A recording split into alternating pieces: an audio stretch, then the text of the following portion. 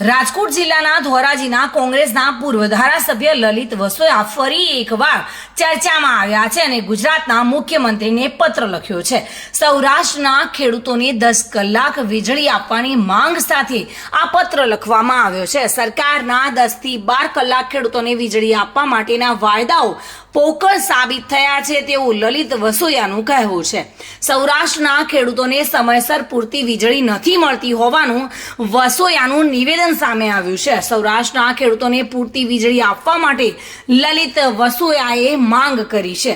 અતિવૃષ્ટિ બાદ ખેડૂતોને હાલ કપાસ, મગફળી, સોયાબીન, એરંડા, તુવેર સહિતના પાકોને પિયતની જરૂર છે અને જેના માટે ખેડૂતોને વધુ વીજળીની જરૂર હોવાથી સરકાર પર નિશાન સાધતા એક પત્ર લખવામાં આવ્યો છે અને રાજકોટના પૂર્વ કોંગ્રેસના ધારાસભ્ય લલિત વસોયાએ માંગ કરી છે।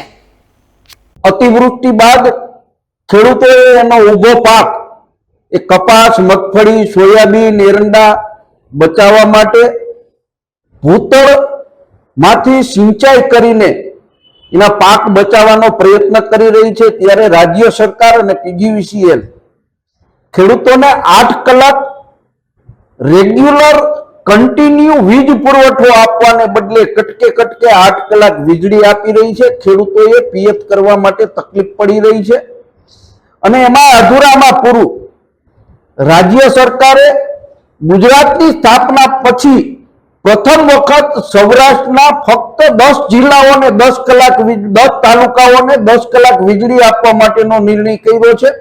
બાકીના તાલુકાઓને લોધારા છોડી સરકારે ખેડૂતો વચ્ચે ભેદભાવ ઉભો કરવાનો પ્રયત્ન કર્યો છે। શરમજનક બાબત છે।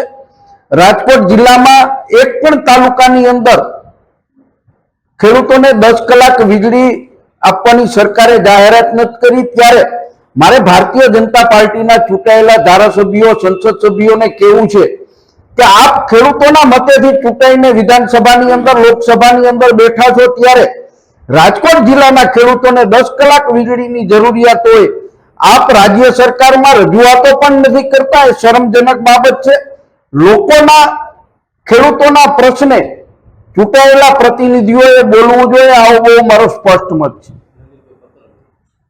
આજે ખેડૂતોને 10 કલાક વીજળી આપવા માટે મેં ગુજરાતના મુખ્યમંત્રી શ્રીને પત્ર પણ લખ્યો છે।